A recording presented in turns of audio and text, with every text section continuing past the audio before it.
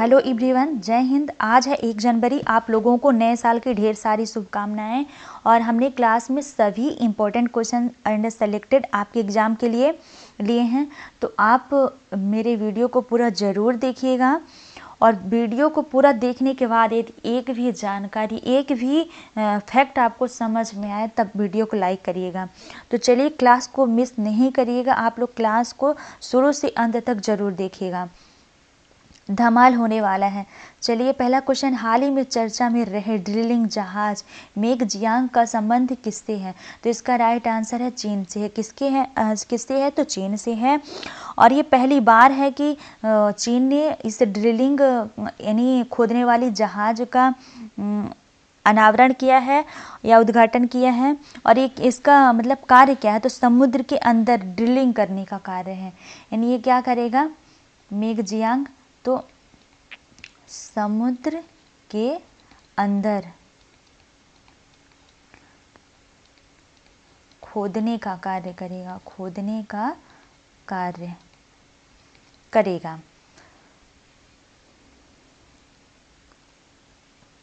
अगला क्वेश्चन देख लेते हैं। हाल ही में किस देश ने ब्रिक्स में शामिल न होने की घोषणा की है? तो इसका राइट आंसर है अर्जेंटीना। किसने ऐसी घोषणा की है? तो अर्जेंटीना ने ऐसी घोषणा की है। यदि हम बात करें ब्रिक्स की, सबसे पहले हम देख लेते हैं कि ब्रिक्स क्या है। पहले इसको ब्रिक कहा जाता था। पहले इसका पूरा नाम था ब्रिक, यानी ब्राज़ील, रूस, इंडिया, चाइना, 4 राज्यों का ये समूह था। इसकी स्थापना हुई थी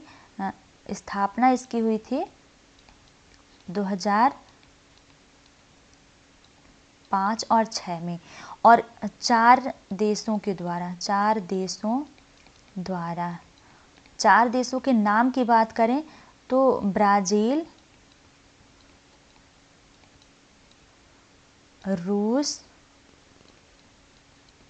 इंडिया और चाइना, चीन जिसको बोलते हैं, ठीक है। और इसके बाद 2010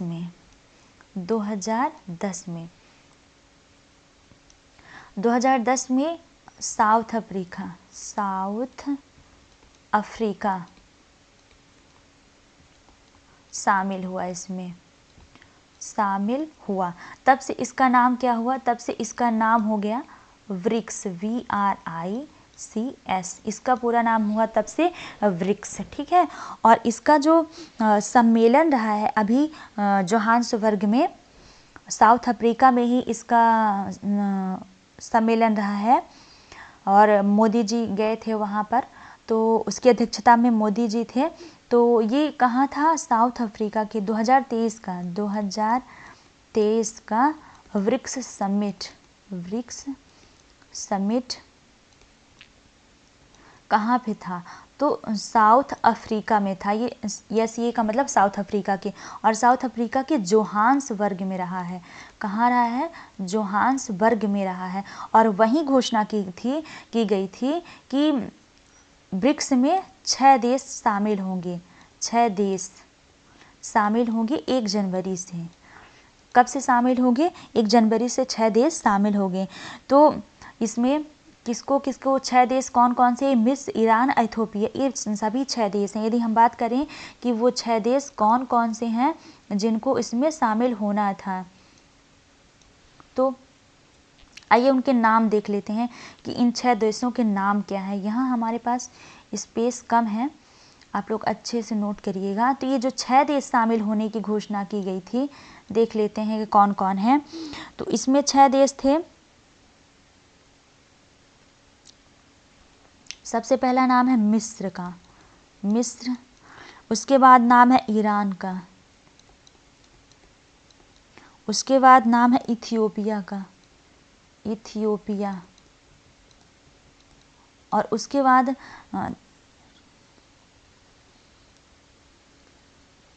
अगला नाम है, ये 3 नाम हुए। अगला नाम है अर्जेंटीना का। अर्जेंटीना को हम केवल ए लिख रहे हैं, आप लोग नोट करिए। अगला नाम है अर्जेंटीना का, और उसके बाद नाम है साउथ अफ्रीका।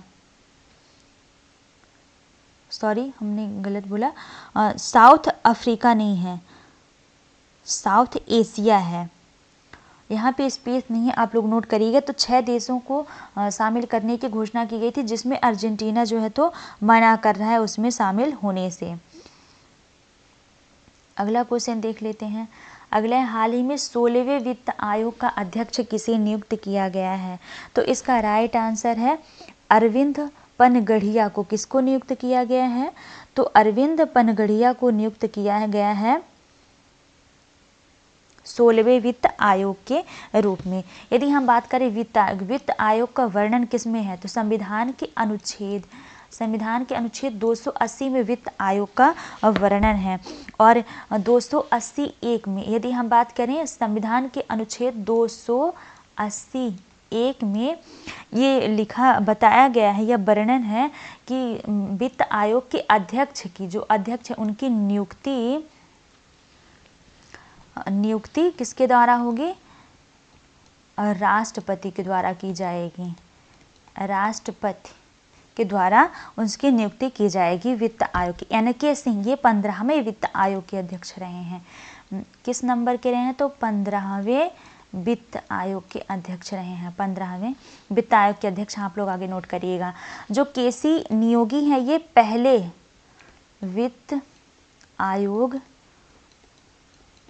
के अध्यक्ष थे। के.सी. नियोगी ये पहले वित्त आयोग के अध्यक्ष थे। और जो ये ऋतिक रंजन पांडे हैं ये सचिव हैं, 16वें वित्त आयोग के सचिव हैं। 16वें वित्त आयोग के ये सचिव हैं और ये नीति आयोग के उपाध्यक्ष भी रहे हैं। नीति आयोग के उपाध्यक्ष थे। इनका नाम आप सबने सुना होगा, ऋतिक रंजन पांडे का। यदि और डिटेल की बात करें तो वित्त आयोग का कार्यकाल कितने वर्ष का होता है? तो कार्यकाल होता है 5 वर्ष का, है ना, 5 वर्ष का होता है। जो 15वां वित्त आयोग है, 15वां वित्त आयोग ये जो है तो 2020 से 25 तक रहेगा। जो 16वां वित्त आयोग आएगा, 16वां वित्त आयोग आप नोट करिएगा, ये आएगा, इसका कार्यकाल होगा 1 अप्रैल 2026 से स्टार्ट होगा 16वां वित्त आयोग का कार्यकाल। और इनका कार्य क्या होता है? वित्त आयोग का कार्य क्या होता है? तो इसका कार्य होता है केंद्र और राज्यों के मध्य राजस्व का बंटवारा करना, इसका कार्यकाल होता है। हमने यहाँ पे हमारे स्पेस नहीं है, आप लोग अपने से नोट करिएगा कि इनका कार्यकाल क्या होता है। अगला क्वेश्चन देख लेते हैं।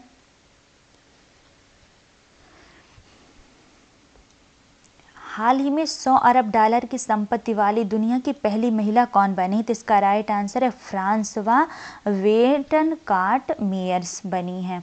और ये जो लीपा पोती की कॉस्मेटिक की चीज़ें होती हैं, इन्हीं से ये 100 अरब डॉलर की संपत्ति वाली महिला बनी है। यदि हम बात करें सावित्री जिंदल की, तो सावित्री जिंदल जो है ये भारत की सबसे अमीर महिला है। सावित्री जिंदल कौन है? तो भारत की सबसे अमीर महिला है। भारत की सबसे अमीर महिला है। ये दुनिया की पहली महिला है, फ्रांसवा वेटनकाट मेयर्स। और ये मतलब इनका कार्य क्या है? ये किस कंपनी में काम कर रही हैं? तो ये लॉरेन कंपनी की मालिक है। लॉरेन कंपनी की मालिक हैं। और लॉरेन कंपनी क्या बनाती है? वही जो कॉस्मेटिक चीज़ें आती हैं, लिपस्टिक है, काजल है, यही सारी चीज़ें बनाती हैं।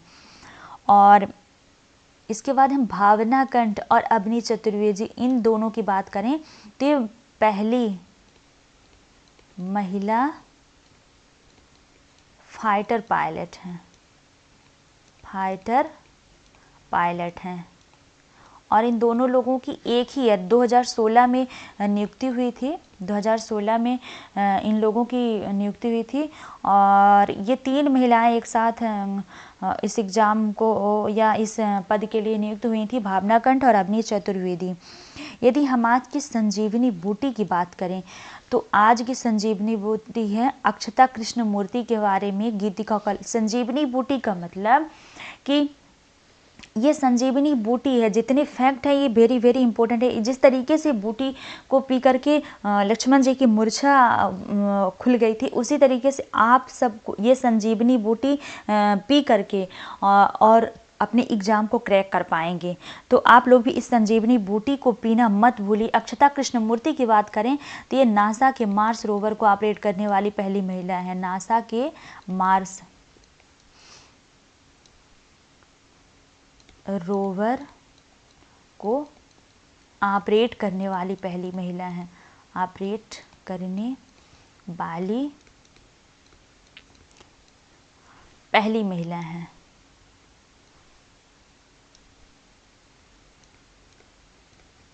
पहली महिला है।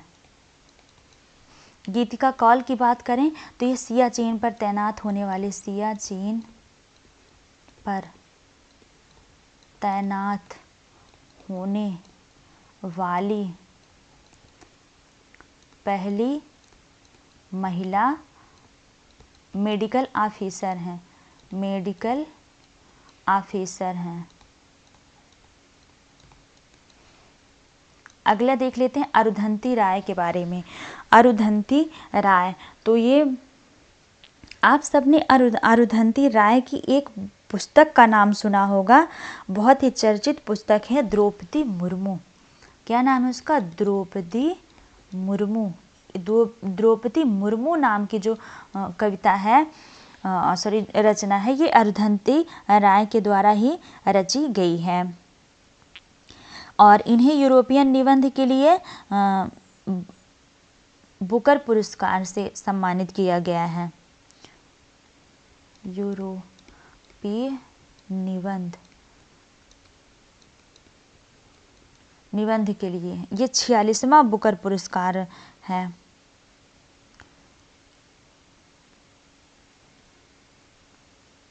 और ये बुकर पुरस्कार पाने वाली पहली महिला भी हैं।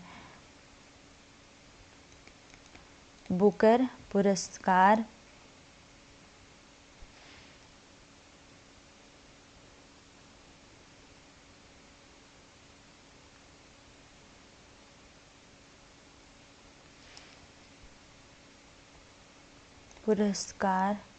पाने वाली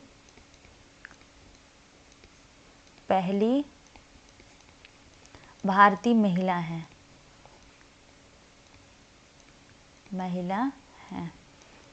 अगला क्वेश्चन देख लेते हैं। अगला क्वेश्चन है प्रधानमंत्री नरेंद्र मोदी ने बीपीएस हिंदू मंदिर का उद्घाटन कहाँ करेंगे? तो इसका राइट आंसर है अबू धाबी में। कहाँ करेंगे?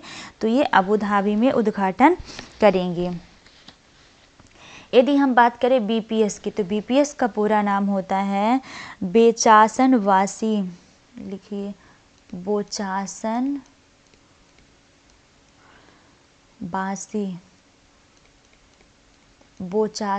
वासी श्री अक्षरधाम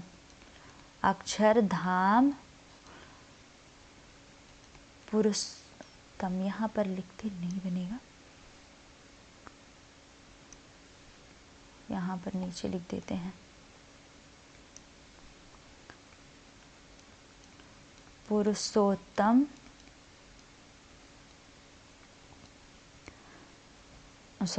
अक्षरधाम पुरुषोत्तम संस्था।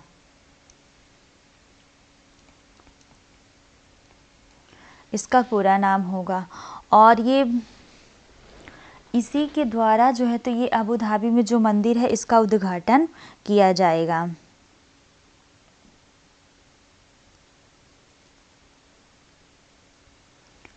यदि हम बात करें कि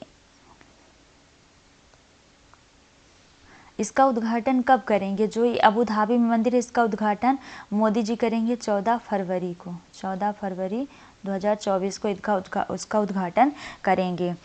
और ये जो बीपीएस हिंदू मंदिर संस्था है, अक्षरधाम हिंदू मंदिर बीपीएस, ये जो बोचासन वासी श्री अक्षरधाम पुरुषोत्तम संस्था है, इसके द्वारा कितने मंदिरों का संचालन किया जा रहा है, इनके थोड़ी नाम देख लेते हैं। तो इनके नाम हैं, यूएसए में जो अभी भारत के बाहर सबसे बड़ा हिंदू मंदिर बनाया गया है यूएसए में, यूएसए के न्यू जर्सी में, तो इसका भी संचालन पुरुषोत्तम संस्था के द्वारा चल रहा है। ये जो गुजरात का अक्षरधाम मंदिर है, गुजरात का अक्षरधाम मंदिर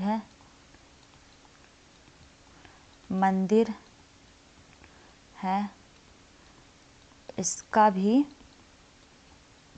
संचालन बोचासन वासी श्री अक्षरधाम संस्था के द्वारा किया जा रहा है। आज की संजीवनी, इसकी संजीवनी बूटी देख लेते हैं। तो स्वरवेद मंदिर, इसका उद्घाटन पीएम मोदी जी ने किया है। कहाँ पर किया है? पीएम मोदी जी ने किया। और कहाँ किया है? तो वाराणसी में किया है इसका उद्घाटन। यदि हम बात करें भारत के बाहर दूसरा सबसे बड़ा मंदिर, तो दूसरा सबसे बड़ा मंदिर वही यूएसए के न्यू जर्सी नामक शहर में किया गया है। यदि हम बात करें कि पहला मंदिर की बात करें, तो पहला मंदिर होगा अंकोर वाट। पहला मंदिर कौन सा होगा? बड़े में बात करें तो पहला बड़ा मंदिर अंकोर वाट होगा, अंकोर वाट। अगला क्वेश्चन देख लेते हैं, 42वां विश्व धरोहर स्थल। तो ये होयसला मंदिर 42वां विश्व धरोहर स्थल में शामिल किया गया। होयसला मंदिर कहाँ है? तो ये कर्नाटक में है। कर्नाटक के मुख्यमंत्री का क्या नाम है? तो सिद्धारमैया नाम है। मंडला पूजा, ये सबरीमाला मंदिर में मंडला पूजा हुई है। सबरीमाला मंदिर, ये सबरीमाला मंदिर कहाँ है? तो ये है केरल में। कहाँ स्थित है? तो केरल में है सबरीमाला मंदिर। एलोरा कैलाश मंदिर, ये कहाँ स्थित है? तो ये महाराष्ट्र राजस्थान में है। और ये राष्ट्रकूटों के द्वारा इसका निर्माण किया गया था, राष्ट्रकूट वंश के द्वारा। और उसके कृष्ण प्रथम जो राजा रहे हैं, उनके द्वारा इसका निर्माण किया गया था। So thanks for watching my video. आशा है कि वीडियो आपके लिए काफ़ी हेल्पफुल हो गया और आप वीडियो को पूरा ज़रूर देखेंगे। Thank you.